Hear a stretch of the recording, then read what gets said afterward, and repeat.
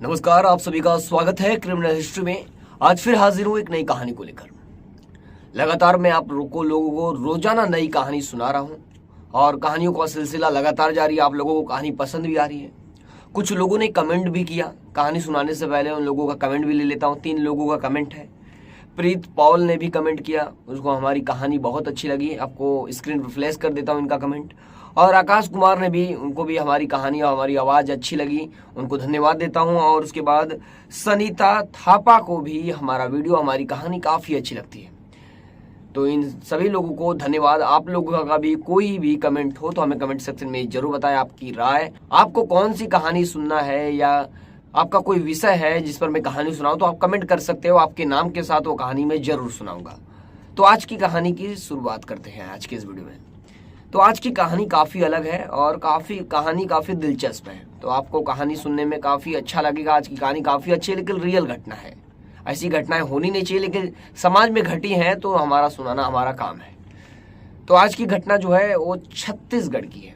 हमारे देश में लगभग 29 राज्य हैं। लगभग अभी तो 27 मौजूदा में है, 3 केंद्र शासित हैं, लगभग 9 केंद्र शासित हैं। लेकिन अभी जम्मू कश्मीर को अभी राज्य का दर्जा हटा दिया गया है। इसकी वजह से केंद्र शासित जो है वो बढ़ गए हैं, यूनियन टेरिटरी। उसमें 27 राज्यों में एक राज्य है छत्तीसगढ़। पिछड़ा राज्य, गुजरात के, बिहार के साथ जैसा पिछड़ा राज्य है। छत्तीसगढ़ में नक्सली हमले काफ़ी ज़्यादा होते रहते हैं। तो इसी छत्तीसगढ़ की आज की एक कहानी है। छत्तीसगढ़ राज्य है, उसका एक जिला है, जिले का नाम है दुर्ग। छत्तीसगढ़ में एक जिला है दुर्ग। इसी दुर्ग जिले में एक परिवार रहता था, दिलीप का, दिलीप सोनी का परिवार इसी छत्तीसगढ़ के दुर्ग जिले में खुशियों के साथ अपना जीवन व्यतीत कर रहा था। दिलीप सोनी के परिवार में लगभग 5 से 6-7 लोग थे। बहुत बड़ी फैमिली थी इनकी। दिलीप सोनी की पत्नी थी, दिलीप सोनी के 2 बेटे थे, दिलीप का खुद का भाई था, दिलीप की बहन भी थी और दिलीप के 2 लड़के भी थे जिनका मैं अभी बताया। एक का नाम था अरमान और एक का नाम समीर था। दिलीप की शादी लगभग 15 साल पहले हुई थी। दिलीप सोनी की शादी 15 साल पहले संगीता सोनी नाम की एक लड़की के साथ हुई थी, जो छत्तीसगढ़ के एक जिले से बिलोंग करती है, यानी आती है। तो इन दोनों की शादी 15 साल पहले हुई थी।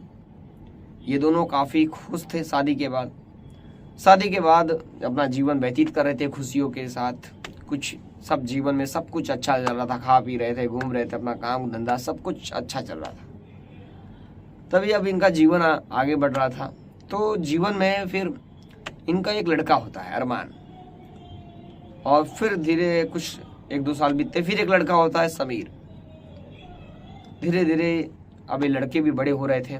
लड़के भी अपना स्कूलों में पढ़ाई कर रहे थे, अरमान और समीर, क्योंकि 1-2 साल का डिफरेंस था दोनों में। दोनों लगभग सेम एज के थे, 1-2 साल का डिफरेंस था।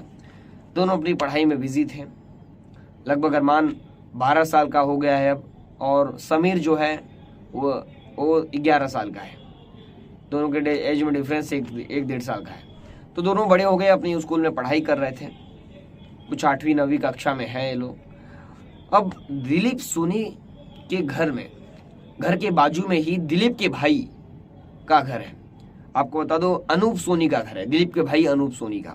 दिलीप के घर के बाजू में, जहाँ दिलीप अपनी पत्नी अपने 2 बच्चों के साथ रहता है, उसी के बाजू में ही अनूप सोनी दिलीप के भाई का घर है। यानी समीर और अरमान के चाचा का घर भी है, फुआ का भी घर है, यानी दिलीप के बहन का भी घर है, अपने भाई का भी घर है। सब सटा हुआ है, क्योंकि गाँव है, पड़ोसी हैं, मतलब दर दयाद जिसे गांव में बोला जाता है, वो सब आसपास में ही रहते थे।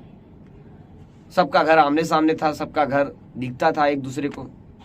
आमने से अपने घर से निकलो तो सामने वाला घर भी दिखता था। तो अचानक एक दिन क्या होता है, सब कुछ सही चल रहा था, किसी को कोई कुछ उम्मीद नहीं थी, सब अपना काम धंधे में व्यस्त थे।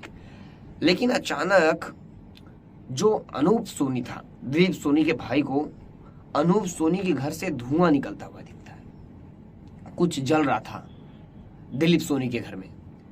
तो अनूप सोनी थोड़ा घबरा जाता है कि क्या हो रहा है, कभी तो ऐसा नहीं हुआ, कभी धुआं निकलता तो नहीं दिखा, कहीं आग तो नहीं लग गई। उसके मन में कई सवाल थे। वो सोच रहा था कहीं आग तो नहीं लग गई, कुछ तो हुआ तो नहीं। तो वो अपनी बहन को बुलाया, अनु सोनी की बहन और दिलीप सोनी की भी बहन। अनु सोनी ने अपनी बहन को बुलाया, यानी अरमान और समीर की फूआ को। दोनों साथ में बोले चलते हैं दिलीप सोनी के घर कैसा धुआं निकल रहा है देख कर आते हैं।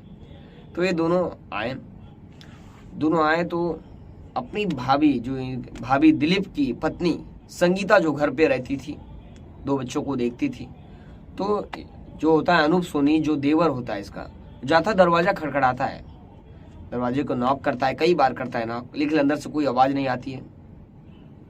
लेकिन जब अनूप सोनी कस कस के दरवाजा पीटने लगता है जोरों जोरों से, तो अंदर से एक आवाज आती है। अंदर से जो आवाज आती है संगीता की, उसे सुनकर जो अनूप सोनी है उसका देवर और जो उसकी ननद यानी अरमान समीर की फूआ, ये हिल जाती है। अंदर से आवाज आती है संगीता की कि मैंने तेरे भाई को मार डाला। अब अनूप सोनी के मन में पूरा घबरा जाता है तुरंत। घबरा जाने के बाद सोचता है अंदर से आग लगने की, धुआं निकल रहा है आग लगने का, और अंदर चल क्या रहा है। बोल रही है अंदर से उसकी भाभी अनूप की कि मैंने तेरे भाई को मार डाला, यानी दिलीप को मार डाला, और अंदर से आग लगी हुई है। क्या हो रहा है, खुद भी जल रही है कि दिलीप को जला रही है, क्या हो रहा है अंदर कुछ पता नहीं है, क्योंकि दरवाजा खोल नहीं रही थी और अंदर से बोलती है मैं तेरे भाई को मार डाली। ये घबरा जाता है, ये सोचता है कुछ झूठ बोल रही है, गुस्से में बोल रही है, कुछ झगड़ा हुआ होगा आसपास, आपस में होता रहता है पति पत्नी के बीच, तो हुआ होगा कुछ, ऐसे बोल रही होगी। लेकिन दरवाजा बार बार वो खड़खड़ा रहा था खोलने के लिए, लेकिन दरवाजा नहीं खोल रही थी। तब दरवाजा नहीं खोलती है तो उसे शक होता है कुछ तो अंदर चल रहा है, कुछ बड़ा हो रहा है। तब ये क्या करता है कि दिलीप का जो घर होता है उसे सटा एक घर होता है, तो उस घर पे जाता है और उसकी छत से खिड़की से झांकता है कि अंदर चल क्या रहा है। तो जो खिड़की से झांकने के बाद जो अनूप को दिखता है वो हैरान कर देता है। आपको बता दूं, उसे देखकर अनूप तो हिल जाता है। देखता है दिलीप बेड पर पड़ा है, यानी अब सोया है कि मरा है अनूप को नहीं पता। अब अनूप सस्पेंस में था, अनूप सोच रहा था कि ये मरा पड़ा है कि कायदे से पड़ा हुआ है बेड पे, थोड़ा पैर इधर उधर है, लेकिन शक था अनूप को कि कुछ तो गड़बड़ है। और जो उसकी भाभी है वो नीचे बैठकर जो कर रही थी उसे देखकर तो अनूप पागल ही हो गया। उसकी भाभी जो है वो आग लगाई हुई थी, आग लगाने के बाद उसके अंदर अपना दुपट्टा जला रही थी और अपना जो बाल है, जो बाल को आगे करके उसे हंसिये से, गांव में घास काटते हंसिया देखे होंगे आप लोग, उस हंसिये से अपने बाल को काट काट के आग में डाल रही थी। ये देखकर काफी घबरा जाता है। घबराने के बाद अनूप सोचने लगता है कि अब क्या करूं। ये एक तो काट काट के जला रही है बाल को, और दिलीप वैसे ही पड़ा है, दिलीप भी कुछ नहीं कर रहा है, और दुपट्टा भी अपना जला रही थी। तो अब अनूप सोचता है अब करूं तो करूं क्या मैं। तो ये बांस लेके आता है खिड़की से डालने के लिए, दिलीप को उठाने के लिए। बड़ा सा बांस लाता है गांव से, जाता है तुरंत गांव वालों से एक बांस मांग के लेके आता है आजू बाजू से। बांस मांगने के बाद खिड़की से उस बांस को डालता है। बांस को डालने के बाद दिलीप को उठाने की कोशिश करता है, दिलीप को उस बांस से धक्का देता है कि दिलीप उड़ जाए, दिलीप की नींद खुल जाए। लेकिन उसे क्या पता था कि दिलीप अब इस दुनिया में नहीं है, यानी उसका भाई दिलीप अब नहीं है। अनूप सोनी काफी कोशिश करता है दिलीप सोनी को उठाने की, क्योंकि उसकी पत्नी अपना बाल जला रही थी, गुस्से में गाली दे रही थी परिवार वालों को, और अपना बाल जला रही थी, अपना दुपट्टा जला रही थी, और दिलीप को ये उठाने की कोशिश कर रहा है कि दिलीप उठ जा, आवाज लगा रहा है दिलीप उठो, लेकिन दिलीप उठने का नाम नहीं ले रहा है। अब जैसे कस कस के बांस को मारा उसने, तो उस अनूप को शक हो गया कि मेरा भाई इस दुनिया में नहीं है। वो घबरा गया और अपनी बहन को ये पूरा नीचे उतरा छत से और पूरी कहानी को बताया कि ऐसा ऐसा अंदर चल रहा है। अब ये घबरा जाता है। घबरा जाने के बाद इनका दिमाग काम नहीं करता है। फिर ये तुरंत पुलिस को फोन करते हैं, नजदीकी पुलिस स्टेशन में इसकी सूचना देते हैं कि ऐसा ऐसा हमारे घर में हो गया है, हमारा भाई भी मर चुका है, जल्दी से आ जाइए, दरवाजा भी हमारी भाभी नहीं खोल रही है। अब पुलिस की टीम वैन निकालती है, पुलिस स्टेशन से रवाना होती है, तुरंत दुर्ग जिले के गांव पहुंचती है, और इस गांव में अब दरवाजा खोलने का पुलिस भी प्रयास करती है। अब दरवाजा ये खोलती नहीं है।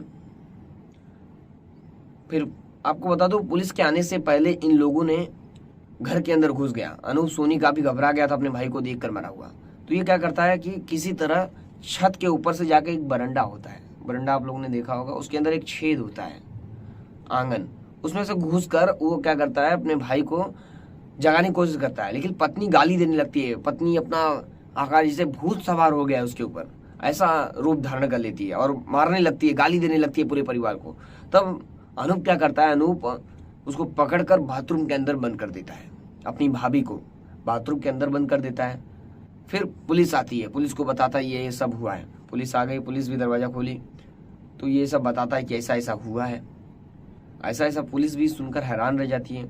अब पुलिस क्या करती है, अब पत्नी को संगीता को कस्टडी में लेती है, यानी अपने साथ हिरासत में अरेस्ट करती है पति को मारने के जुर्म में।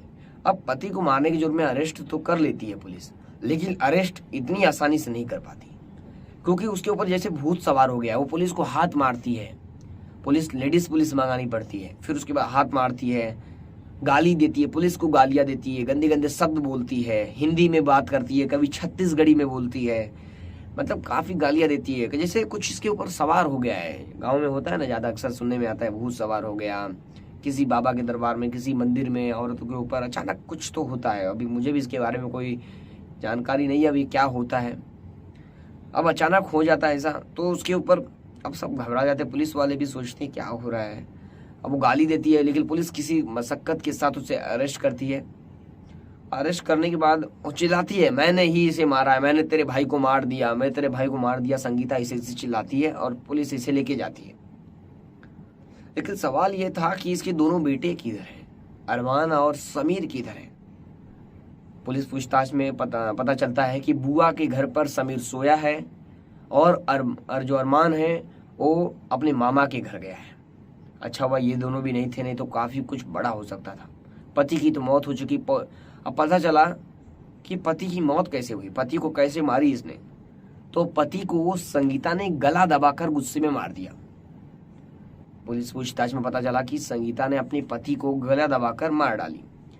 लेकिन इसने अपनी पति को तो मार डाली, लेकिन आग लगाकर बाल अपना आग में जलाना, काट कर हंसिया से दुपट्टा जलाना। दुपट्टा तो इसलिए जला रहे थे क्योंकि इसी दुपट्टा से उसने गला दबाया था अपने पति का, दिलीप का, इसलिए दुपट्टा जला रहे थे, लेकिन बाल भी जला रही थी। अब बोल रही थी, जब पुलिस ने पूछा तुमने दिलीप को क्यों मारा, यानी अपने पति को क्यों मारा, तब संगीता ने जो बोला उसे सुनकर हर कोई दंग रह गया। पुलिस वाले खुद दंग है कि ऐसा कैसे हो सकता है। जो संगीता से जब पूछा गया कि क्यों मारी तो वो बोलती है मैंने नहीं मारी। अब फिर पुलिस हैरान रह जाती है। तब पुलिस पूछती है किसने मारा, तो बोलती है मैंने नहीं, मेरी आत्मा ने मारे दिलीप को। पुलिस जैसा ये बात सुनती है वैसे पुलिस दंग रह जाती है, क्या बोल रही है संगीता। फिर पुलिस फिर गुस्से में होती है। पुलिस बोलती है किसने मारा, क्यों मारी तू इसको, दिलीप को, तो बोलती है मैंने नहीं मारी, मेरे आत्मा ने इसे मारी। बार बार इसका यही स्टेटमेंट था संगीता का। जैसे संगीता का मानसिक जो स्थिति है वो सही नहीं है, उसके ऊपर कुछ सवार है, ऐसा जो बोलते हैं ना गांव में वही। तो जब उसके भाई अनूप सोनी से पूछा गया तो बोलता है कि भाभी का तबीयत काफी खराब है, मानसिक स्थिति सही नहीं है। तो ऐसी ऐसी बातें सामने आई। अब वो बार बार एक ही रट लगाती है मैंने नहीं मारी, मेरी आत्मा ने मारी। अब पुलिस करे तो करे क्या। अब इस मामले में पुलिस आगे की जांच कर रही है, उसे क्या होता है, क्योंकि अगर कोई मानसिक स्थिति से खराब है और वो कुछ कर गुजरता है, कोई मर्डर कर, कोई बड़ा हादसा कर देता है, तो इस पर कोर्ट फैसला लेती है इसे कितनी सजा देना है, क्योंकि उसकी मानसिक स्थिति पहले से खराब है। इस पर आपको बच के रहना चाहिए, ऐसा कुछ मतलब लोगों को बच के रहना चाहिए, क्योंकि लोग जानते हैं ना इसकी मानसिक स्थिति सही नहीं है, तो या इसका इलाज कराना चाहिए था टाइम पर। लेकिन अब पुलिस को इसके बारे में, पुलिस इस पर जांच करेगी, इसके माइंड की भी जांच कराएगी, इसके बॉडी की भी जांच कराएगी, क्या प्रॉब्लम है इसकी बॉडी को, क्या सही में ये पागल है या कुछ हुआ था इसको उस दिन, कि जानबूझकर ये नाटक कर रही है या अपने पति को मारने के बाद ऐसा जानबूझकर नाटक कर रही है, सही है कुछ और चक्कर है। ये सब मामले की जांच पुलिस कर रही है आगे की। लेकिन आपको क्या लगता है, ये सब मामले जो हैं, ऐसे मामले देश से सामने आ रहे हैं, ये कैसे मामले हैं, काफ़ी हैरान करने वाले मामले सामने आ रहे हैं। कल की जो मैं कहानी सुनाऊंगा, कल की कहानी तो काफ़ी इंटरेस्टेड है। आप लोग चैनल को सब्सक्राइब नहीं किए हो तो चैनल को सब्सक्राइब जरूर कर लें। कल की कहानी मैं ज़रूर काफ़ी अच्छी तरीके से सुनाऊंगा, क्योंकि आज मेरे पास समय नहीं है, कहानी काफ़ी छोटी मैं चूज़ किया आज। और चैनल को सब्सक्राइब नहीं किया तो चैनल को सब्सक्राइब कर लें और कमेंट करके जरूर बताएं कहानी कैसी लगी। कल की वीडियो में आप लोगों का कमेंट जरूर लूँगा जो आज कमेंट करेंगे, तो चैनल को सब्सक्राइब जरूर कर लें। जय हिंद, वंदे मातरम। फिर मिलूंगा एक नई वीडियो के साथ, तब तक के लिए जय हिंद।